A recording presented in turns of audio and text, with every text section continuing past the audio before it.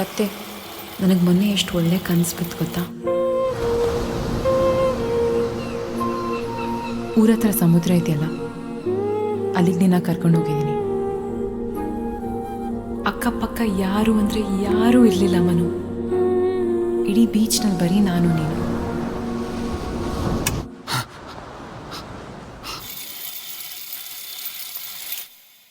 ಆ ಅಲೆಗಳ ಸದ್ದು ಎಷ್ಟು ಚೆನ್ನಾಗಿತ್ತು ಗೊತ್ತಾ ಮನು?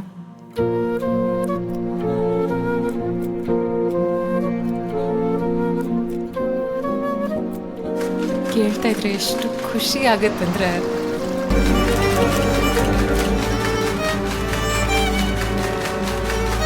ಯಾಕೆ ಮಾಡ್ದೆ ಹಿಂಗ್ ಮನು? ಕಿತ್ತು ತಿನ್ನೋಕೆ ಇದು ಕಾಡು ಅಲ್ಲ, ಹಂಚ್ಕೊಂಡು ತಿನ್ನೋಕೆ ಇದು ಸಮಾಜ.